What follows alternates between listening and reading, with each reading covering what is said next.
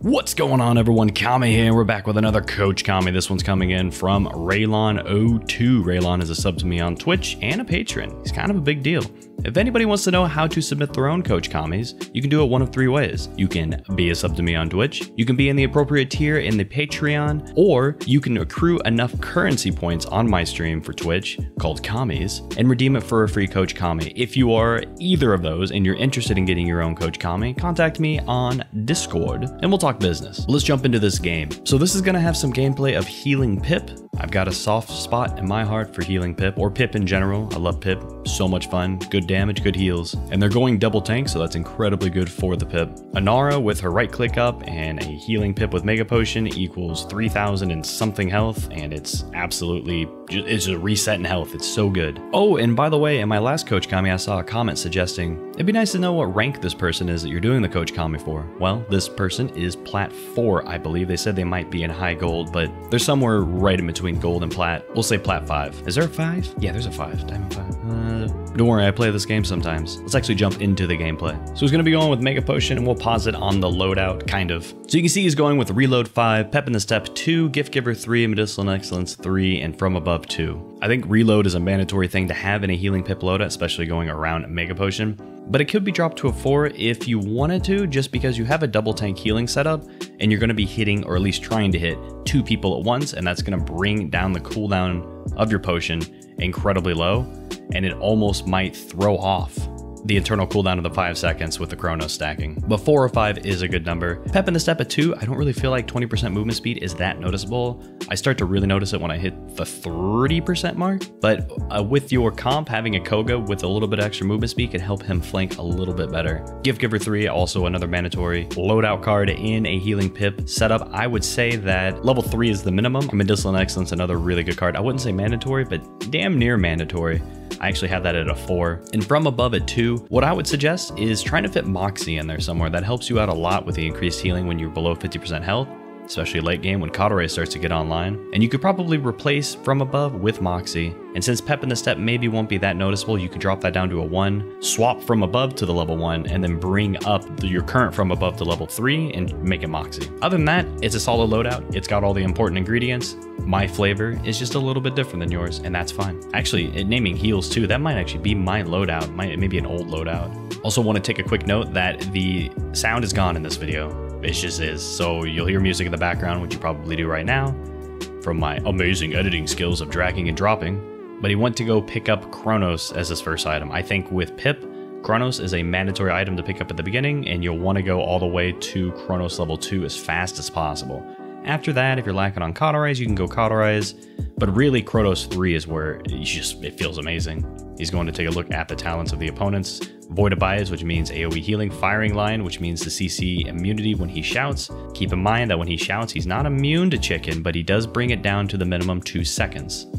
So be careful when you're ulting the con. Running in, you're going to want to stay on the back line. You have Gift Giver to heal you up. Take a note of that Koga run over the right side. Right here would be a good spot, and you did, healing right in the middle there. I'm trying to deposit too much.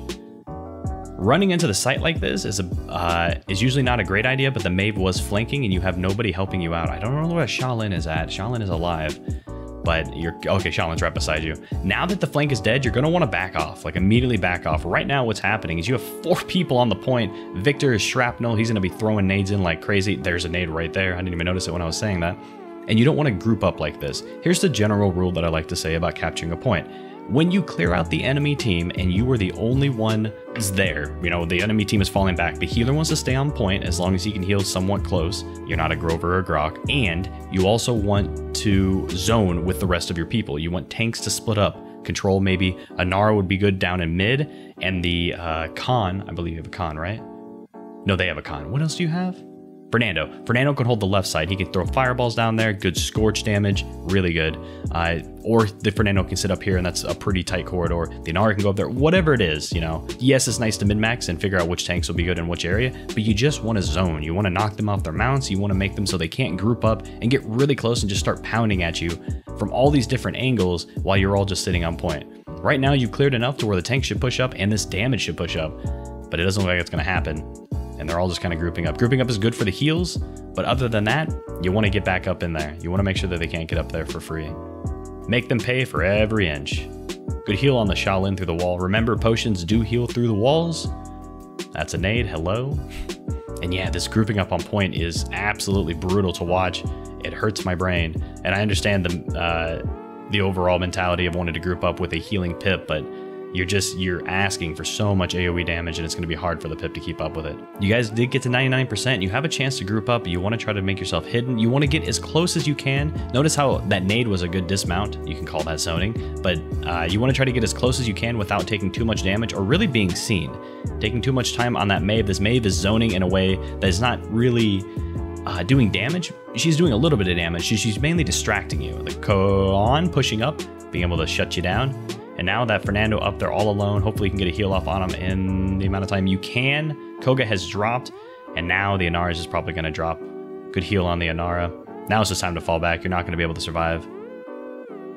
Yeah, you're just going to probably drop here if they push around the corner at all. That Maeve is going to be over on the right side, so you got to be careful with that. Just keep falling back in this situation. It's time to regroup. That Shaolin should not be up that close. He's going to get jumped on. You're going to have a bad time. The Khan jumped in, got the Shaolin. He might have been AFK, I don't know. And you should have also been falling back. You can feel free to fall back all the way to your spawn if you want to, really. Good ult on the Khan with the wall up, with him getting around the corner. Yep, Khan was able to stay alive. Time to weightless away. Get that heal on the Inara. Good heal on the Inara, but the Khan has grabbed her, so she's kind of dead. Just accept the fact that she's dead. No, she's actually not. Never mind. Ooh, if you would have let that healing potion go on a little bit longer, you would have been able to get a double heal. Would have been really beneficial for your team. But you guys are still able to push through, and you're going to want to wipe. Wipe and keep going. Well, this Maeve's pushing in the back line. Hopefully your team comes to help you. Hey, there it is. So nice. Nice job wiping out the team. Not giving up in the Inara like I would have. When the Khan ult does go through, you normally want to push on it, but I didn't see your team pushing on it, so it was just kind of a bad news bears. Yeah, want to heal on that Inara as soon as you can. Ooh, not fast enough. And right as that Inara died, you'd want to weightless away because they're just going to keep pushing. They know it tanks down. They're going to keep pushing. You were right in their line of sights, and they're just going to plow through you. This Fernando staying up alive as long as he can when you have so long to get back might be a bad news bears. It is, because you're not going to be able to get back and heal. And what happens is now your whole team is up, but your Fernando's not up for 10 seconds. Now if your Shaolin dies, that's another stagger. And this is how opponents or teams in general are able to push in so easily sometimes. You're like, how did it happen? It's just one person just keeps getting staggered and staggered and staggered. Like this Inara trying to contest the payload. She did a good job of backing off just a little bit, but she needs to be careful using that little pillar thingy right there as cover. For you right now being up this close, there's really no reason to be. I would suggest being all the way up where you're looking back in spawn. I would suggest being up there because you'd be out of the line of sight of the Victor ult and you'd be out of the line of sight of a lot of firing done to you. And remember, you have Gift Giver, so any poke that you take, you're going to be able to heal up with the Gift Giver, and you're going to be so far away that you're not going to be able to get hit with the Cauterize. Heal not able to go off in time for the Inara, so now it's time to weightless back up to your spawn. Good job. Hold on, I gotta cough real quick. Better mute my mic. Much better. So up here, able to spam. Pip likes to have high ground. Right here, this is where you need to pay attention to the top left. You know your tanks are gonna be on point, so this is a great time when you get feared, or not feared, but blacked out, I guess. You get ulted by the Maeve. Take an eye up here, because you're not really going to see anything. And if you're looking up here and someone gets in your face, you're going to see them from your periffs. I mean, they're going to be so close that they're going to be taking up half your screen. So pay attention to up here, and if you have a general knowledge as to where your teammates should be or where they are right when the ult happens, they should be staying around there because they're not going to move that much when they're ulted. And you can throw out blind heals, and that's going to be really good. So right now your Fernando's low. If you were to pop a heal right down here, it'd be good. Hold on a minute, we're struggling to start it. There we go. See the Fernando right there, but a good heal on double. Your heal is going to be back up. So here is a time that you kind of want to take note of the reload, and that reload thing that I was talking about, having it too high can cause an issue. When you're healing two people, it's probably always gonna come up when you're stacking up Chronos like this, or at least have level 1 Chronos. But notice your first heal, oh crap, didn't go back far enough. Hold on. All right. Your first heal goes off, and your Inara, I guess your Inara's kind of low, but she's staying alive right now. Like look at the HP of your targets. They're pretty good, right? You don't really need to throw another heal out. What you can do instead of tossing this heal is wait a little bit longer, and if it's possible, you could toss out a heal and you won't trigger you'll be able to trigger the reload cooldown, because remember the 5-second internal cooldown. But the Inara did take a little bit of chunk there, and you did heal him up right as it happened, so not that big of a deal. But I think I remember it coming out later on in the game. I did take a look at this game before going over it, and there are some times you're throwing out heals you don't really need to, and that forces you to kind of get boned. But you guys are holding this off really well. Good heals and staying back in cover. Again, that Inara not too low right there. You could have held off on the heal and maybe healed off a damage, or just waited for the internal cooldown to go off. So that heal, not terrible, but right now, no heal was needed. Like, no heal was needed there. Everyone was full. There's actually a Koga in the back line trying to dance around not to die. You could have thrown the heal a little bit farther away to try to heal the Koga, but in that situation, just try to keep track of your internal cooldown of the reload. It sucks because when you turn on internal cooldowns right down here, actually, is it working for you? Oh hell, it's working for you. It doesn't work for me. Good for you. I didn't even notice it. I never look down there because I always assume it doesn't work. Keep an eye down there at that bottom right on your internal cooldown, and try to time it to where it's like 1 second left. You throw it, by the time you detonate it, it's gonna be up, and you'll be able to pop another heal out if you need to. Good aggression at that last minute there too.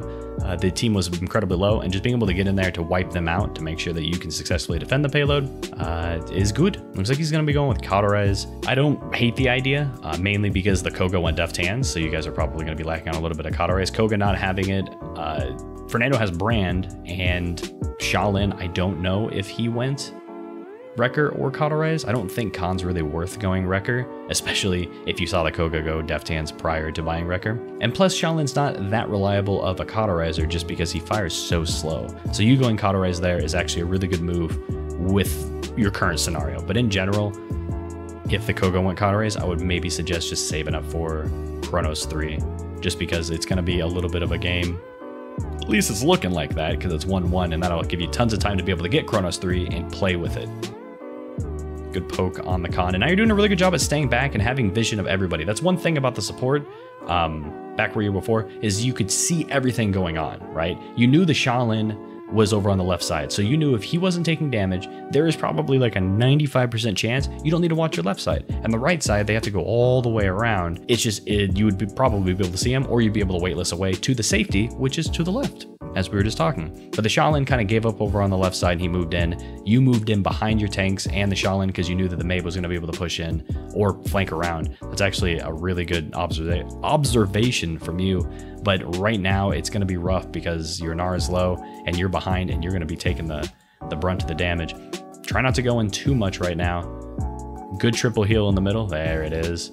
And now the Victor ults are coming through and the damage is going off. So right there, grouping up like that, there's nothing you really could have done because the Shaolin kind of gave up his position over on the left side. You did the best that you could. And you have a Deft Hands Koga. I don't know why, but I'm just going to randomly remind all the viewers that we have a Deft Hands Koga on the game. Oh, so close on that heal. I guess another thing I've noticed is that your mouse movements are kind of shaky. I don't know if maybe... I do notice that you have pretty low FPS, but I know a lot of people are used to playing at that low FPS. I've noticed that when I hit this low of FPS, it's rough to aim. It just is. It's incredibly rough to aim. So it might be that, but it might also be because you're at a bit of a higher sensitivity. If you have space on your table, maybe suggest trying to lower your sensitivity. It just seems so jittery. He's streaming right now, so like streaming takes a lot of pressure, or puts a lot of pressure on your PC. So that could be it. Gotta be careful about pushing over on that right side. Right now, okay, so right now what's happening is you pushed over to the right side, saw a lot of them, you'd want to fall back even more. Standing out here in the open like this, when you know, remember how last time Shaolin was watching the left side, so you knew it was safe? No one's over here on the left side. No one's here in the middle. Your tanks are grouped up, which is a big no-no, by the way. You want to make sure that you cover as much ground as you can. That's the benefit of having a double tank, is you can cut off more routes. And you're allowing the Victor to flank on you incredibly easy. He's just going to mow you down. Oh, the tanks didn't stack up. The Inara got thrown off. Never mind. I take that back. But I do notice throughout the game that the tanks do tend to stack up a lot. And like I've said before multiple times, might be because you have a pip healer. I understand that. But grouping up the whole time just allows everybody else on the enemy team to sandwich you, get around you, get multiple angles. It's much harder to deal with a team that has multiple angles on you than it is with shooting from one angle, which is what you guys are forcing yourselves into when you stack up on the point and whatnot. Right now, the 1 minute and 40 seconds left, looking at the ult. You have an ult up. If you want to ult when they push in, that would be fine. Again, take note on where your teammates are. Inara's probably going to be around point. She's the only one that's kind of low. And you guys survived the Mabe ult. They didn't really able to push it in right now. So you're kind of close up right now. You don't really need to be that close. I would suggest just playing right behind you, that little chest high wall for most people. For Pip, it's head high wall. And that would just allows you to kind of peek around, get the heals off. You can actually throw it over it if you do a wall jump, the healing potion, but you're going to get a little bit of accuracy loss, I think. I'm not sure, but it won't be that bad because you have giant radius. Right now you're up in the fray, you know, you're taking all this unnecessary damage. You don't need to take all that unnecessary damage, but the ult was able to take them out. And again, now you get flanked. That flank probably would have killed you, yes, but you were already low from taking all the damage up in the front. So just try to play a little bit farther back from what I've noticed. On a side note, did anyone notice that the momentum when you get ulted with a con and you try to dash forward or withdraw or something, it like starts to let you do it, like Barrack rocket boots too, and then it like sucks you back out? It's really weird. So here's another opportunity that you'd want to be sitting all the way back in the spawn. You're still able to poke out a decent amount. It's a little bit harder to hit the shots from that far away. Now you can push. Now you can push. The Gnar ult has gone off. Blow up everybody you can. Good weightless out of the Victor ult. But staying back near your spawn just cuts you off from so much damage. It's one less target you need to heal or try to keep topped off. Now your team, again, a team just grouped up. Like there are angles. You could be playing over here on the right with the Shaolin. Koga could be going for a flank on the left, but everyone's just in the middle trying to blow up on the tanks. When there's a solo bides there, it's just not gonna happen, Captain. It's rough, baby. It's rough. Fernando, hopefully going to be able to get out of there alive. Good job. He'll need to stay back to try to get out of heal combat regeneration. Ooh, nice try on the heal for the Inara. But now the Fernando's forced to go back in. Again, you just want to try to stay back. You could look for an ult here, but I don't know if I... Never mind. He's going for it. Big plays, ladies and gentlemen. Oh, no. Khan able to get out of it. Too fast. No heal's going to be coming up, and you're going to get dropped. Boo, boo, boo. I have a tendency, and I do this a lot. Like I said, I have a tendency to ult and then weightless in as I'm ulting. Because I'm like, I need that damage. I don't know if I can trust my teammate to heal or to damage the chickens that I'm about to create. So I jump in, and it usually results in a death. And it's okay to do sometimes, but again, you're the healer, so you want to stay in the back line. Watch out for that Victor ult. Staying alive. Fernando going for an ult, trying to get it down and salvaged in the last minute. No more ults need to be used. There are no more ults to be used. Bummer. I would probably look to heal that Koga over on the left side. Just another time or another situation I could pull up where you're kind of overhealing the tanks. And that's one problem that I see a lot of people gripe about. They're like, oh no, a Pip healer, I'm never going to get healed as the damage. Well, Pip healers can heal the damage. They just need to be very careful in decisions on where they want to heal. Let's say you're about to capture a point and you just need a little bit of burst heals and your tanks are a little low and there's one damage that's low. You could, just heal your damage and then you have 4 seconds left to where you hope that your tanks will stay alive. They group up for the next heal in like 3 or 4 seconds depending on what level of Chronos you have. Or you can heal the tanks, top them off, and then use the reload proc to go and heal the DPS that's low and you'll pretty much full heal them. Then you're going to have a full cooldown on your heals though. So you want to do those in specific scenarios where you just need that burst healing and you don't think you're going to need any more healing. You just need to stay alive to clear out the point. Or the safer route would be to just heal the damage first and then heal the tanks and hope that they don't just die. Again, right now being grouped up, you need to back off. Got to find a different angle, maybe up there by the tree. And jumping out her over to the Maeve is probably going to spell death for you. There's nothing that's going to be able to help you survive. And you're leaving your back flank, withdrawing, and by withdrawing, I mean waitlisting back to where you waitlist. Let me go ahead and just back it up just a little bit. So right now you grouped up. Bad, that's bad. What you could have done instead of pushing forward is you could have backed up, and then this angle right here would have been really good to spam the people on the point. It also, you have angles on this. The Zmave's pushing up, but you wouldn't have known that at the time, but it just would have been good. That's why positions are good. Like, positions are good because they have multiple angles they can see and then they can spam from, and they can also see their teammates. And it's covered because you have most of your team over here on the right side and you're playing near your team, which is usually a good idea. Instead, come on game. Instead, right when you see all this damage and you're just like, I need to get out of here, you go to waitlist over here to this Maeve. You're separating yourself from your team and you're giving this Maeve an easier chance to go around and flank. And while the Maeve wasn't the one that killed you, it forced you to focus on the Maeve, then you had to run, and now you're in this situation where the Victor could just free fire you from the point. If you just would have stayed up near the tree, that would have been a much better spot for you. Now we're coming back, ult almost up, good triple heal, good heal in the dark. Like I said, just take note on where they are prior to doing it, and then go for the heal in the dark. Don't always be afraid to do that. You have your ult up right now. This Ashe is gonna be coming in. I would look to ult this Ashe right away. She's gonna wanna ult right after this is done. The Khan, it might get out of this. Okay, didn't get out of it, didn't have the shout up, and didn't have any resilience, so that was good. And here's another situation where we're just kind of grouping up on the point. It's just bad. You guys are gonna get pounded. Honestly, for you in this situation, you'll want to sit back. I don't know why this keeps like lagging. Oh god, we're going in like super speed. In that situation, since you don't have control of it, like you're trying to keep control of it, you're trying to get that last %, but there's enemies shooting at you. That's a situation where you just want to let the tanks do their thing, sit back, spam from afar. Yeah, it's a little bit hard to shoot his projectile farther away, but it definitely would be worth it and make it easier on keeping everyone topped off. That Fernando is completely oblivious to the person running in on behind him, the con, and while you were just probably screaming at the top of your lungs, you know, something along those lines, the Victor came in and kind of shredded you. Gotta play passive with this heal pip. Now it's time to fall back. There's a person in the back line that might entice you to go in there and help him out, but he's just gonna die. Well, he did literally just die, and you don't want to push up too far to where you stagger yourselves. If you or the Fernando dies within the next few seconds, you're boned. If you're able to stay alive, now you've regrouped, now it's time to push. And luckily your cooldown came up prior to you needing it, and well, Shaolin died. And just jumping around like that in the middle of the open, make sure to try to always find cover, find places you can just kind of chill around, and then pop out and just get those quick heals. Oh no, did that Koga die? Yo, bro, dude, you could dash in those claws and you have like a wall climb ability. What are you doing? Sorry, no, I'm done. Toxic Kami. Ooh, pop the heal a little bit too early on that Shaolin. I probably would have looked to heal him a little bit quicker, and always check to see what the opponent's cauterize is at. Like if you note that the Maeve has only got level 1 cauterize and you see a Maeve jumping on a flank, don't feel the need to try to wait for the cauterize to fall off, because you know that your heal is going to heal the majority of a damage's life, even if they have level 1 caught on them.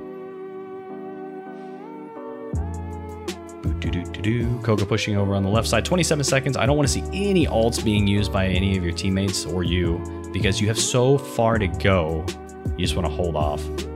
Now you're just looking for an opportunity to get through here, but it's probably not going to happen. Remember, staying on the open is not good. I keep saying remember, but I know that you're not able to hear the suggestions that I'm saying, so it's kind of silly to repeat it, but just want to make sure that I keep it noted, you know.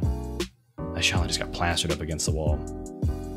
Sometimes in these situations too, now that you guys have really good ult charge, and I don't think any of the ults were really used by the enemy team, but if you notice the enemy team blowing a lot of ults trying to get you to just fall back, I doubt they would do that in a situation, but you guys have full ults and it's just so close to being over, like 20 seconds, feel free to just chill back.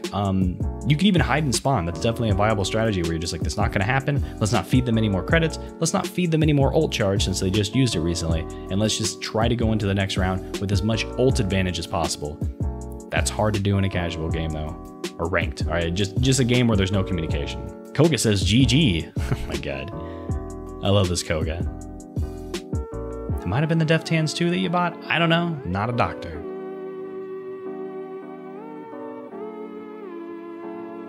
Good heal on the Koga. Ooh. You might have been safe to try to... Nah, I don't know. Sometimes when that con ult comes out, you just... Ooh, I would have probably suggested trying to jump over the wall. Maybe you were trying to do that, but jumping back in there was deadsies for you. Oh, plus the Victor was coming up on the right side, so you're just boned. When the Koga ult, or by Koga, when the con ult goes off, it's okay to just be like, okay, they got us. Let's regroup. Like, even if it's 4v5, it's like, screw it. If there's no one that's obviously gonna, ooh, I think he detonated a little bit early. But I think if you just take the loss and then you go for it. Here comes a big ult. Gonna be looking to target at that con. I think the Ashe, again, another really good target. That Ashe has got her ult up and the con does not. And I'm pretty sure we're about to see an Ashe ult come out here in a few seconds. There it goes. Nice shot in midair, but not able to take it out. Again, good job backing off. Don't go in too far. Use the window to peek. Perfect chance for a pip potion. Nice. And now the Ashe needs to drop. She's super low. Right now, charging in like that, it's just not really doing much. The shield is still going to be blocking a lot of stuff. You were able to finish off the Ashe, but then it would have been a perfect time to just weightless away. Try to find angles. I know Fortress Breaker Ashe can be a hard thing to shoot around. Yeah, and Koga's not going to be able to get back into it. Void Abides with Ceres, that's a lot of healing. And when you have one of your fastest shooting champions and best cots on your team, Koga, buying Deft Hands, it can be frustrating. So I can feel the frustration from here. Maybe not, I don't know. I'd be a little frustrated. I cannot tell a lie. Good shots by the Shaolin. Oh, well, it did look like he was plat 4, so the more you know. So looking at the stats right now, very good healing by you. Wow, Sarah's able to get 211,000 healing. Would you look at that? But 181,000 is nothing to be ashamed of. And plus you put out some pretty good damage. Like you put out more than double the damage of the Saris, so you could say that you were a little bit more impactful in the game. But the Saris was able to stay alive a lot longer because the enemy team was just good at aggressing and your team wasn't able to stop the aggression.